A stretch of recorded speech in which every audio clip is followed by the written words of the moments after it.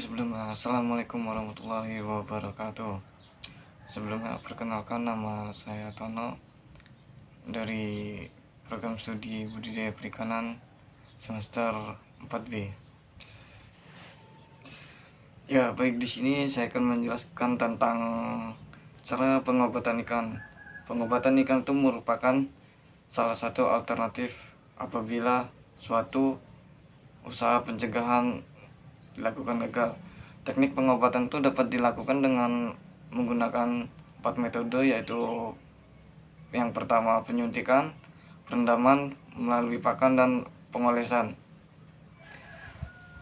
Penyuntikan juga dapat dilakukan dengan dua cara, yaitu melalui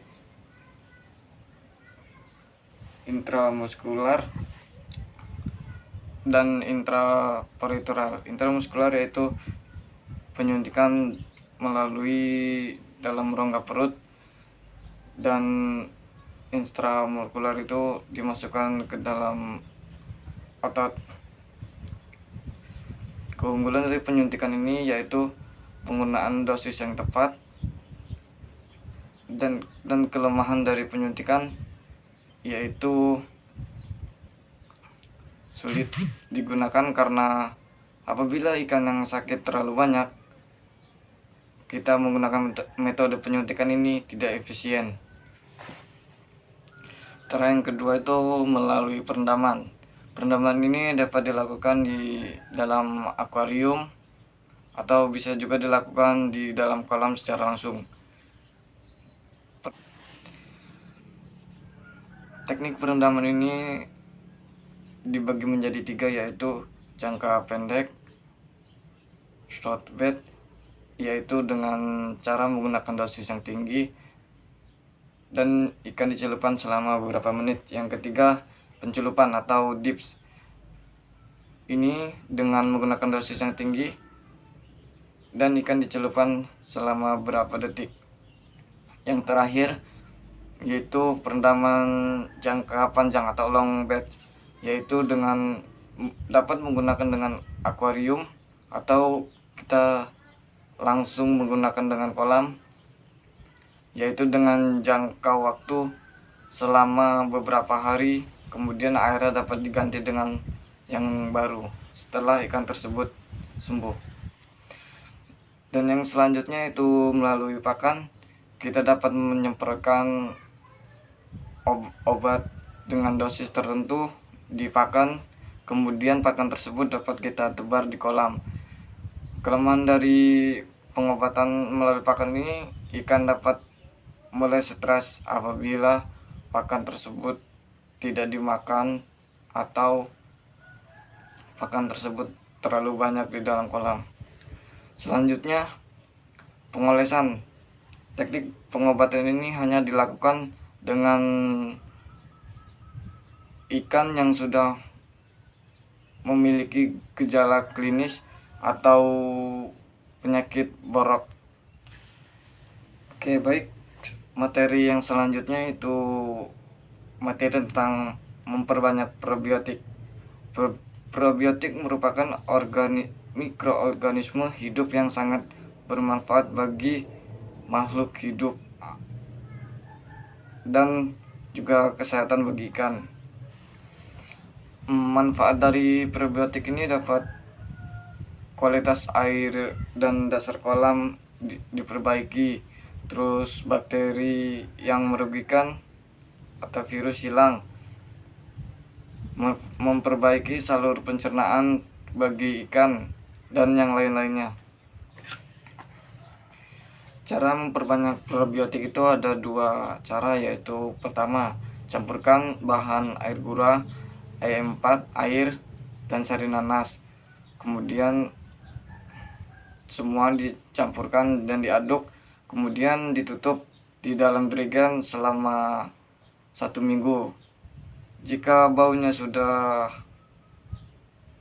keluar, berarti probiotik tersebut sudah siap digunakan untuk kesehatan ikan. Dan cara yang kedua itu dapat menggunakan molase sebanyak 60 ml dan dicampur dengan E4 sebanyak 40 mili. Kemudian bahan tersebut disatukan dan diaduk sampai rata, tutup, kemudian biarkan selama 1 minggu. Jika baunya sudah keluar, berarti probiotik tersebut dapat digunakan. Oke, materi yang selanjutnya yaitu tentang pengambilan sampel darah. Darah merupakan salah satu komponen sistem yang sangat vital bagi kesehatan ikan. Apabila ikan mengalami luka, ikan sangat mudah terinfeksi oleh bakteri atau jamur yang sangat berbahaya. Oke, komponen penyusun darah itu ada plasma darah, eritrosit, leukosit, terus yang terakhir ada trombosit. Fungsi darah bagi ikan yaitu darah memiliki fungsi utama yaitu menjaga keseimbangan pH bagi tubuh ikan. Tempat pengambilan darah yang baik itu sebaiknya dilakukan di bagian dorsal, karena di situ adalah percabangan utama dari insang yang berasal dari vena aorta. Fungsi dari pengambilan darah ini adalah untuk mengangkat zat-zat kimia, mengambil sisa-sisa metabolisme, dan juga menjaga keseimbangan pH bagi ikan. Dari yang selanjutnya itu tentang bioassay. Bioassay adalah untuk mengetahui suatu perairan di kolam budidaya tersebut sudah tercemar atau belum. Tujuan dari bioassay ini adalah untuk mengetahui sampel yang berada di perairan tersebut sudah tercemar atau mengandung bahan kimia yang sangat berbahaya untuk budidaya ikan tersebut. Kayak alat-alat yang digunakan untuk bioassay ini adalah seperti deometer atau test kit, botol berwarna gelap. Sebelum mengukur bioassay, sebaiknya kita mengetahui terlebih dahulu BOD yang berada di perairan tersebut berapa ppm. Selanjutnya baru kita mengukur DO. Pengukuran DO ini dilakukan selama 5 hari berturut-turut. Apabila hasilnya BOD di dalam perairan tersebut terlalu tinggi, berarti perairan tersebut sudah tidak baik untuk budidaya perikanan. BOD yang baik untuk budidaya perikanan adalah di bawah 1 ppm. Mungkin cukup sekian penjelasan dari saya. Kurang lebihnya saya mohon maaf. Saya akhiri, wabillahi taufiq wal hidayah. Assalamualaikum warahmatullahi wabarakatuh.